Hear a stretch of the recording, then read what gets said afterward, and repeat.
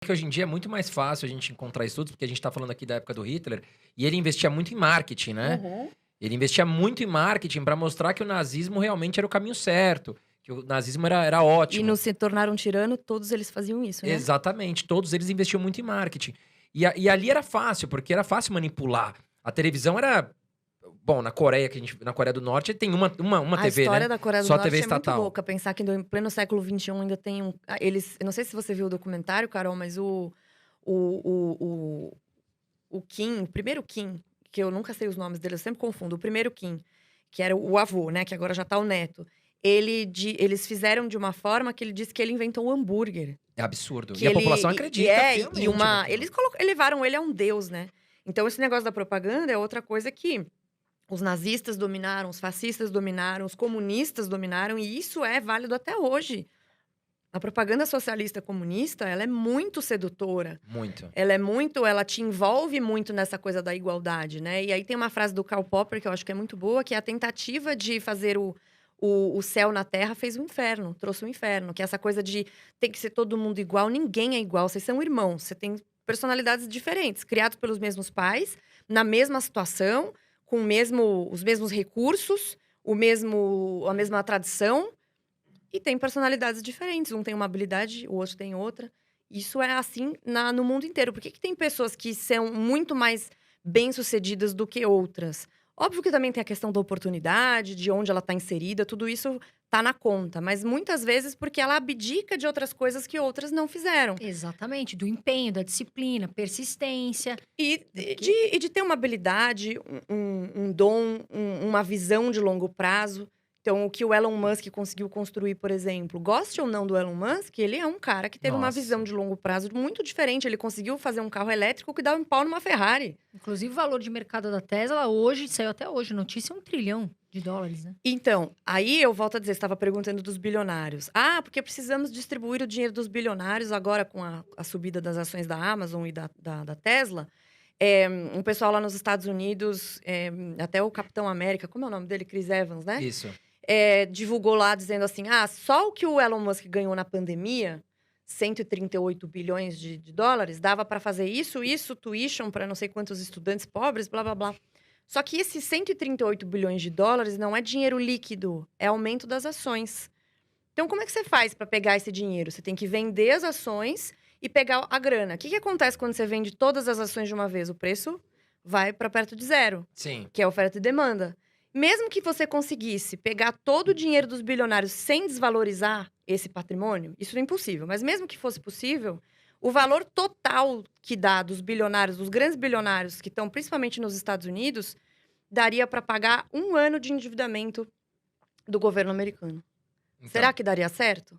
Você Claro que pegar não. o dinheiro desse povo e colocar. E você paga 1 ano Você quebra, de gasto você público. quebra a economia. Você quebra a economia. Porque daí você acabou com o emprego, você acabou com geração de riqueza, você acabou com tudo. Exatamente. Então, qual que é o problema principal aí? É o cara que tá gerando emprego e riqueza? Ou é o Estado que se endivida demais por causa de políticas assistencialistas, privilégios e sustentar a máquina pública de uma maneira... Até queria entrar no assunto aqui, Renata, porque muitas pessoas utilizam Cuba, por exemplo.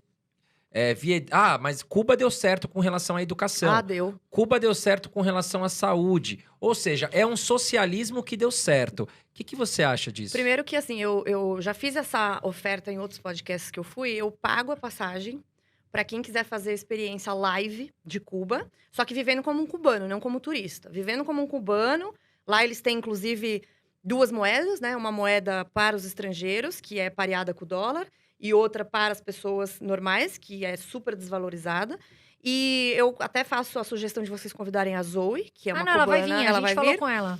Que ela conviveu Então, e tudo, ela né? já vai poder responder essa pergunta de uma maneira muito melhor do que eu até. Embora eu tenha acesso à literatura e tenha estudado muito sobre isso, ela viveu isso na pele.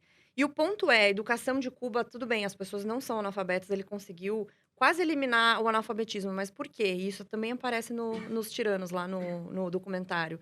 Eles precisam que as pessoas saibam ler e escrever o básico para conseguir ler os livrinhos deles da doutrina. Então, assim, todas as crianças vão falar, a Zoe vai falar isso, teremos que ser como Che, todo dia de manhã na escola.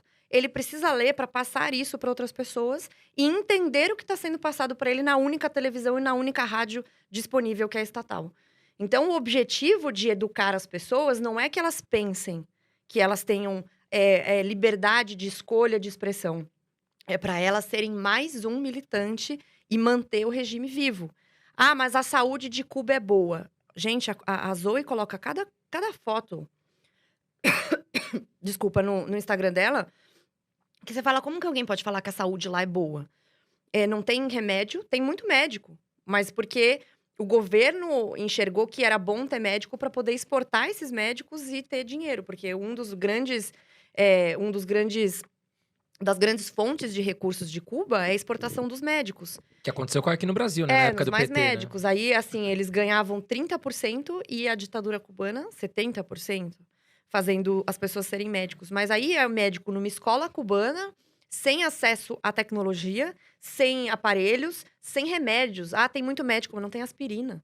Exatamente. Não tem anestesia. Como é que faz, né? A estrutura do hospital é suja.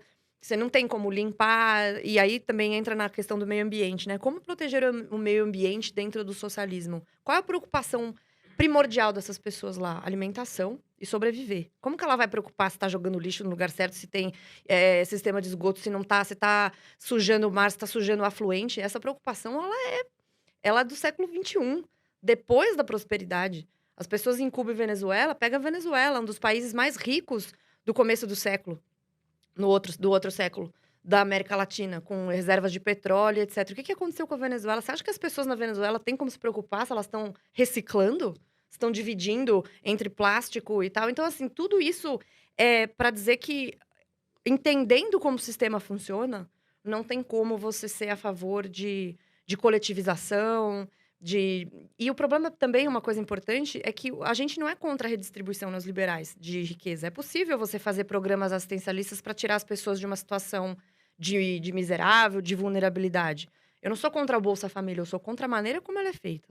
Então, as pessoas entram e elas não saem. Não tem um programa, de fato, de falar, vamos trazer as empresas, vamos melhorar o ambiente de negócio, deixar o ambiente de negócios positivo. Ela se acomoda lá, ganha um dinheiro. E principalmente, não tem pra onde ela ir. Não tem uma empresa ali no interior do Nordeste que as pessoas possam trabalhar, um curso técnico para ela se dispor. E aí que eu falo que a economia, ela afeta a cultura. Porque se você só tem programa assistencialista, só tem um Estado paternalista muito grande, que ele a pessoa se acostuma com isso e as empresas também têm dificuldade de empreender, o ambiente de negócios é difícil, você cria uma cultura do comodismo. E isso é natural, é uma coisa que acontece. Eu fui para a África em junho, para Tanzânia, que tem também uma liberdade econômica muito restrita, muita pobreza. E eles têm jeitinho, a economia dolarizada, super indexada, porque o dinheiro deles não vale nada. Então, pagamento de turismo, hotéis, tudo é em dólar. A população é miserável e tudo tem um jeitinho, é tudo difícil. Os acessos são difíceis. Então, assim... Internet precária, né? Você chega nos locais... Sempre tem alguém, não, mas eu levo sua mala, não, mas eu não sei o quê. Você não sabe nem o que está acontecendo. E isso é muito parecido com o que acontece no Brasil. Que é o jeitinho, porque como tem muita dificuldade, você tem que criar maneiras de resolver esse problema. E aí você cria uma sociedade com uma mentalidade totalmente diferente de um americano, por exemplo.